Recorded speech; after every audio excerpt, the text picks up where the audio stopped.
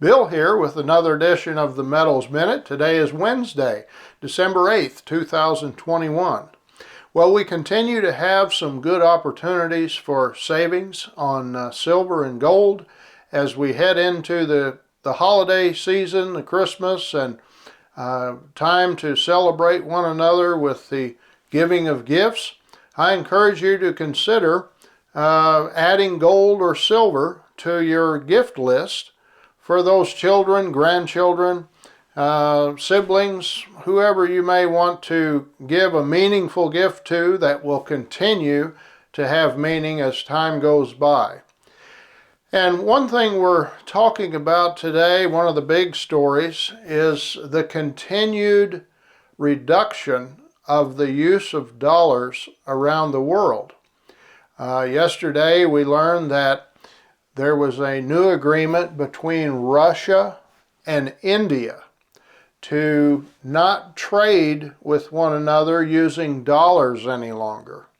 And this is significant because it's not only nations that we have issues with or that we were at odds with, such as China and Russia. In years gone by, they began to trade amongst themselves.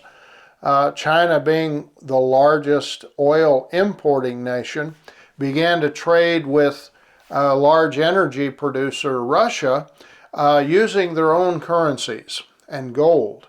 And so now we're seeing nations that we're historically, we've been friendly with, such as India, also making deals around the world to conduct trade using local or regional currencies outside the realm of the dollar.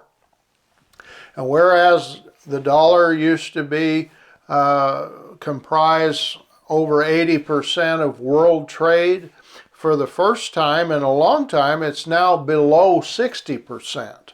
It's in the upper 50 percentile of trade conducted with the US dollar. Consequently, as nations need fewer dollars and fewer dollar-based assets, what happens is our very own Federal Reserve is having to step up and purchase Treasury securities. You see, the government needs to borrow money in order to continue to function. They just announced another increase to the debt ceiling. But with fewer nations and investors around the world wanting to buy treasuries, we end up having to buy them ourselves. It's kind of like borrowing money from your right side pocket to put in your left pocket. And so the Federal Reserve balance sheet is growing with these treasury bills that the Treasury Department hasn't been able to sell to anyone else. So this is not a good situation to be in.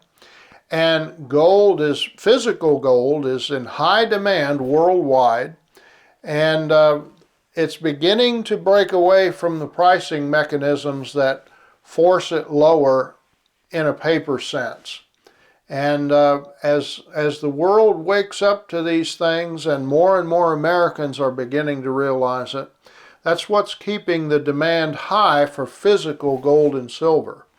And so for this reason, we encourage as many as can to take advantage of it while the prices are this low, because it's not likely that they will continue. So thanks a lot. We hope to see you next week. Thank you for tuning in.